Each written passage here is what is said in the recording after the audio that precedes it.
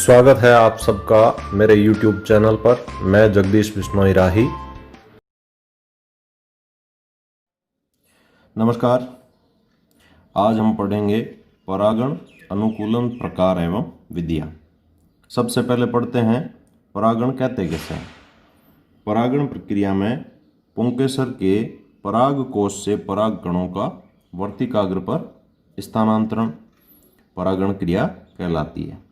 इसके लिए आवश्यक क्या है? सबसे पहले पुंकेसर के जो पराग कोश हैं, पराग कोश से पराग कणों का बाहर आना, जिसे अपन क्या कहेंगे? पराग कोश स्फुटन। अपन पहले पढ़ चुके हैं कि पराग कोश का स्फुटन किस प्रकार से होता है और पराग कण विमुक्त कैसे होते हैं। पराग कणों के पराग कोश से बाहर आने के बाद दूसरी आवश्यक चीज़ है कि उन पराग कणों को कहाँ तक ले जाना? वर्तिकाग्र तक। ये दूसरी आवश्यक चीज़ है कि वो पराग कण कहाँ पहुँचे? वर्तिकाग्र तक। इसके लिए आवश्यक क्या है कि कुछ माध्यम हैं जिनकी सहायता से वो पराग कण वर्तिकाग्र तक पहुँचेंगे। इन माध्यमों को परागण अभिकर्मक कहा जाता है। क्या कहेंगे? Pollinating agent. ठीक है। अब ये माध्यम अलग अलग होते हैं। कीट हो सकते हैं, वायु, जल हो सकते हैं, कई प्रकार में पक्षी भी हो सकते हैं। तो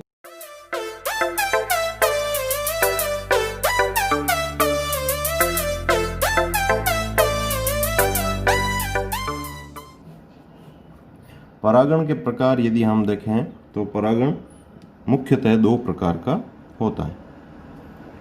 नंबर 1 जिसे हम स्वपरागण कहेंगे, नंबर 2 परपरागण। इसे हम सेल्फ पोलिनेशन कहेंगे और इसे हम क्रॉस पोलिनेशन कहेंगे।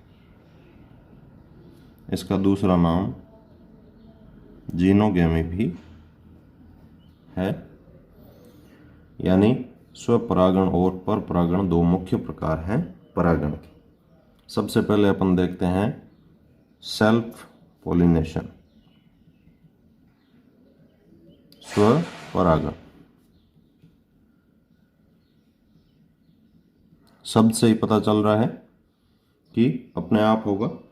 अपने आप का मतलब क्या हुआ कि एक पुष्प के परागकण उसी पुष्प या उसी पुष्प के उसी पादप के अन्य पुष्प तक जा रहे हैं। या सीधी सीधी भाषा में अपन कहें कि मान लीजिए ये पुष्प है,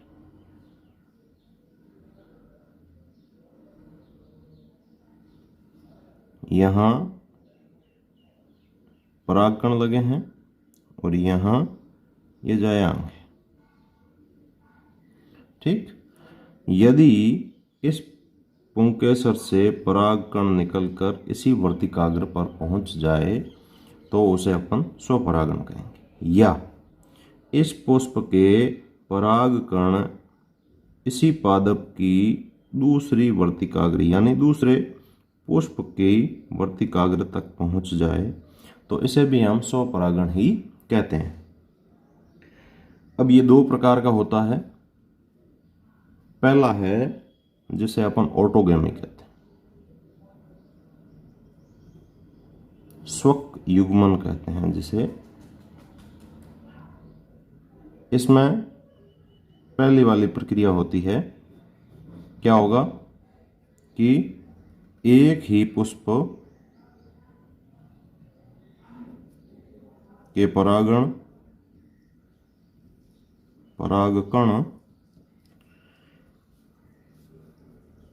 उसी पुष्प के वर्तिकाग्र पर स्थानांतरित होते हैं। ठीक है। जैसे अपन देखते हैं मटर, इस पादप में स्वपरागण की ये पहली प्रक्रिया होती है कि इसी पुष्प के परागकण इसी पुष्प की वर्तिकाग्र पर पहुंच रहे हैं। दूसरा प्रकार जो होता है वो है जिटोनोगेमी। इसको अपन हिंदी में कहेंगे सहजात पुष्पता।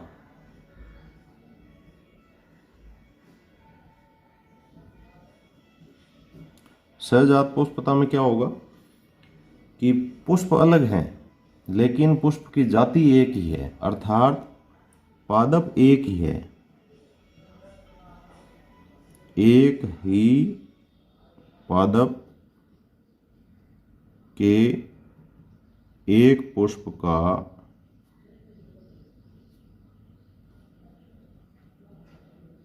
परागण दूसरे पुष्प के साथ।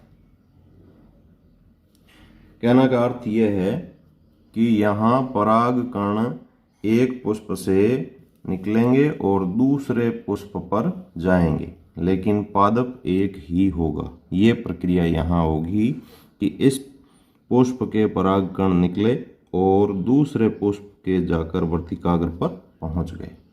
तो ये परागण की प्रक्रिया है, ये क्या कहलाएगी? सहजात पुष्पता या जिटोनोगेमी। हालांकि अपन देखते हैं कि आनुवंशिक रूप से तो पादप एक ही है, अर्थात ये स्वपरागण में अपन पढ़ सकते हैं, लेकिन पारिस्थितिकी रूप से एक पुष्प से दूसरे पुष्प पर गए हैं, अर्थात ये पर परागण का भी प्रकार होता है। तो इसे अपन दोनों में पढ़ सकते हैं। यदि आनुवंशिक रूप से देखें तो ये स्वपरागण है, और यदि इकोलॉजिकली देखें तो ये पर परागण है। ऐसा किस में होता है? जैसे मक्का है, ककड़ी कुल है, इनमें ये पाया जाता है। अब अपन पढ़ते हैं कि स्वपरागण किसी पुष्प में होने के लिए क्या क्या अनुकूलन चाहिए।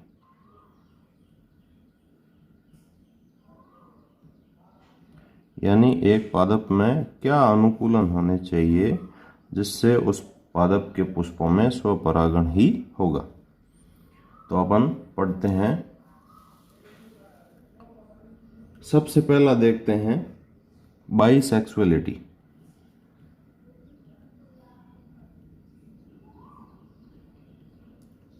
द्विलिंगता,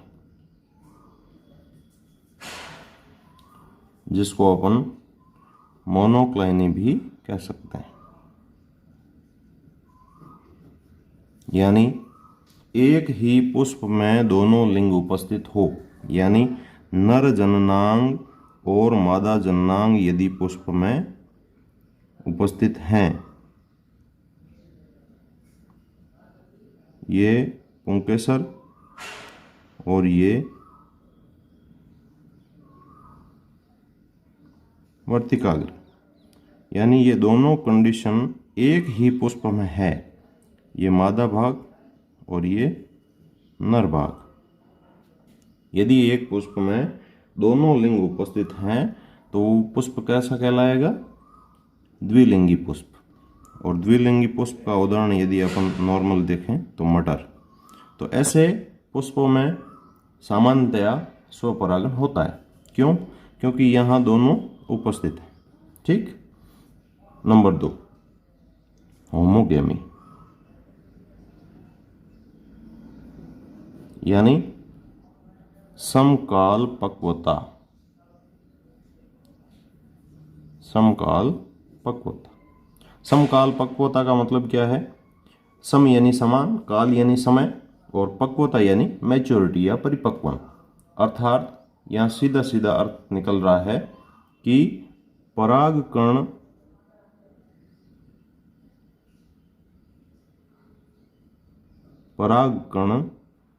का परिपक्वन और वर्तिकाग्र का ग्राही प्रकृति का होना दोनों एक ही समय पर होंगे। यानी जैसे ही परागकण परिपक्व हुए उसी समय वर्तिकाग्र ग्राही हो गया। तो कहने का मतलब क्या हुआ कि एक ही समय में दोनों परिपक्व हो रहे हैं, यानी नर और मादा भाग या जननांग दोनों परिपक्व एक समय पर हो रहे हैं, इसे अपन क्या कहेंगे? समकाल पक्वता। जैसे उदाहरण के लिए सदाबहार, इस पादप में ऐसा होता है। बहुत सारे पादप है जिनमें समकाल पक्वता या होमोगेमी पाई जाती है। तीसरा है क्लिस्टोगेमी,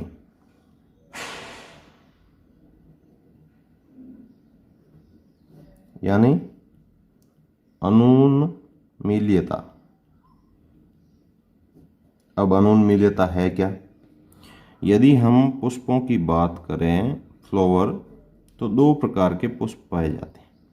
एक है चेस्मोगेमस और दूसरे होते हैं क्लिस्टोगेमस। अब इसमें फर्क क्या है? यदि पुष्प पराग कणों एवं वर्तिकाग्र के परिपक्वन पर खुल जाए, यानी ओपन, जैसे अपन सामान्य भाषा में कहते हैं कि खिलने वाले पुष्प, जो पुष्प खुल जाए वो कहलाते हैं चेस्मोगेमस, उन्मील्य। ठीक है।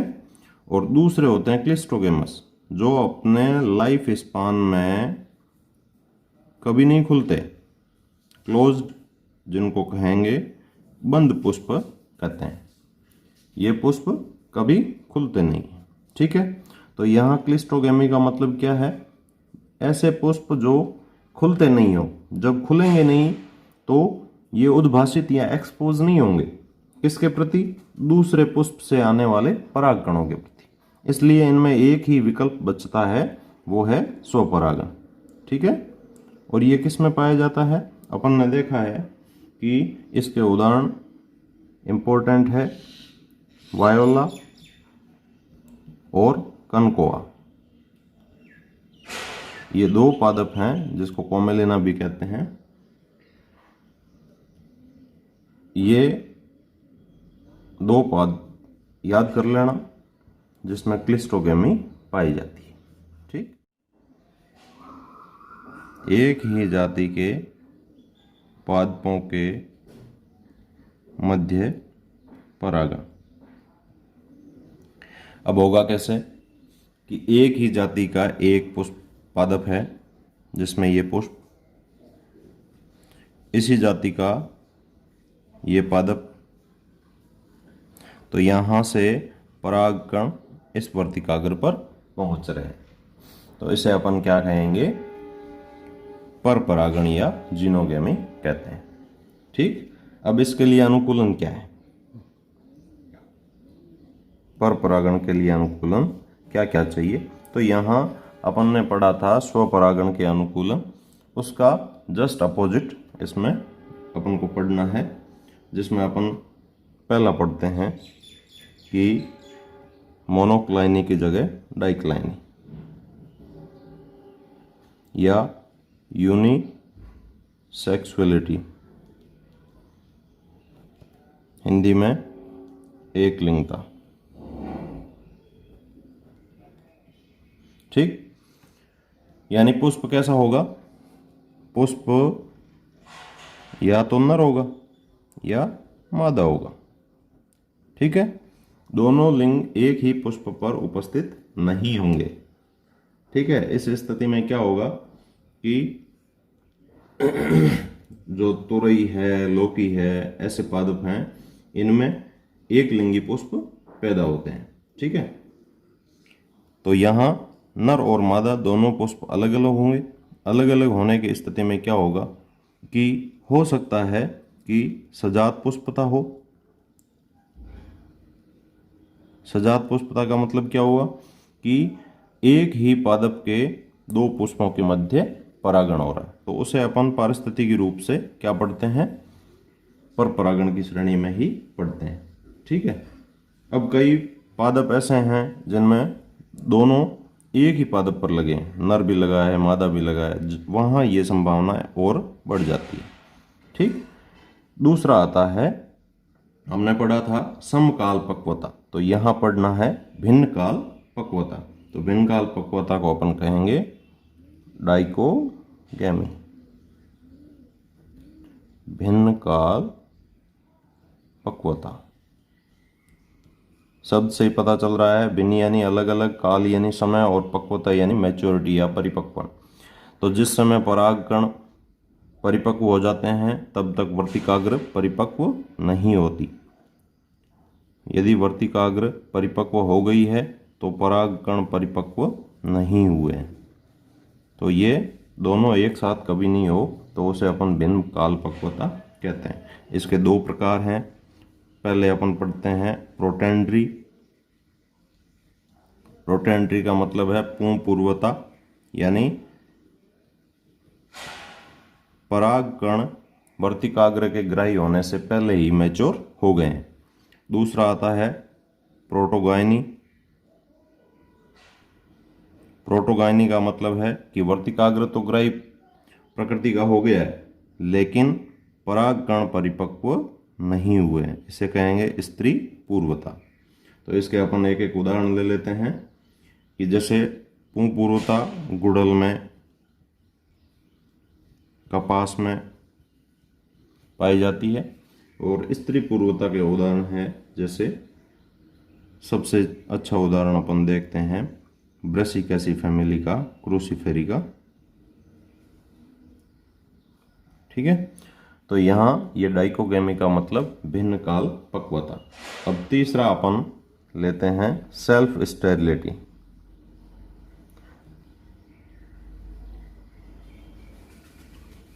सेल्फ स्टेरिलिटी जिसे अपन हिंदी में कहते हैं स्वबंध्यता।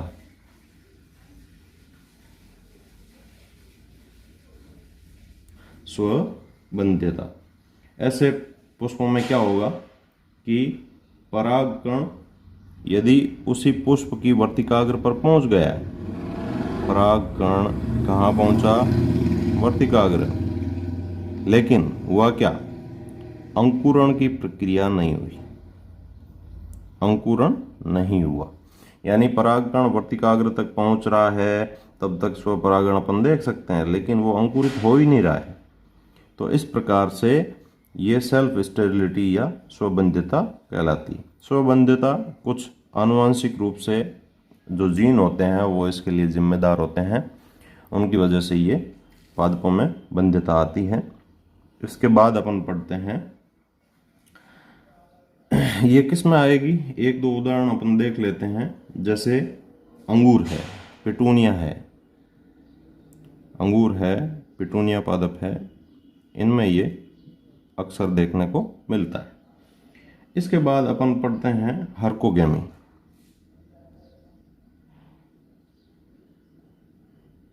इसको अपन हिंदी में कहते हैं अवरुद्ध परागणता। इसमें होगा क्या कि पुष्प के पुंकेसर भाग और वर्तिकाग्र यानी जायांग भाग के बीच में कुछ ऐसे संरचनात्मक अवरोध होंगे, संरचनात्मक अवरोध होंगे जिसकी वजह से स्वपरागण होना संभव नहीं है। कैसे हो सकते हैं कि मान लीजिए ये वर्तिका लंबी हो गई, स्टाइल लंबी हो गई, और जो पुंकेसर भाग है ये पुंकेसर भाग छोटा रह गया, तो ये यहाँ तक नहीं पहुँच पाते, सामान्यतया अपने आप नहीं पहुँच पाते। तो ऐसी कंडीशन में भी स्वपरागण नहीं हो पाता। ऐसा अपन को देखने को मिलता है कैरियोफिलेसी कुल में। कैरियोफिलेसी कुल के अंदर अपन को ये देखने को मिलता है। दूसरा, कई बार क्या होता है कि पराग कोश स्फुटित इस प्रकार से होता है कि परागकण बहुत दूर जाकर गिरते हैं, यानी पराग कोश का स्फुटन भी ऐसा होता है कि परागकण नज़दीक नज़दीक रहते ही नहीं है, दूर चले जाते हैं, जिससे स्वपरागण नहीं हो पाता। ऐसा किस में होता है? एक पादप है ग्लोरियोसा, जिसे अपन हिंदी में कलिहारी पादप कहते हैं। इसमें ऐसा अपन को देखने को मिलता है। इसके बाद अपन पढ़ते हैं पांचवें प्रकार का अनुकूलन, जिसको कहते हैं हेटेरो स्टाइली। हेटेरो स्टाइली का मतलब है विषम वर्तिकात्व। यहां क्या होगा, वर्तिका की लंबाई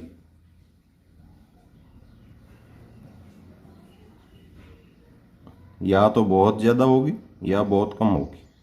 किसके पैरेलल? पुंकेसर की लंबाई की।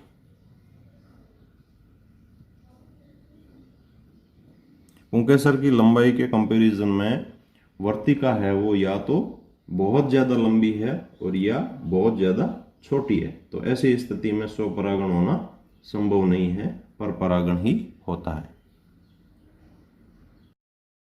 वीडियो कैसा लगा कमेंट सेक्शन में जाकर जरूर बताएं।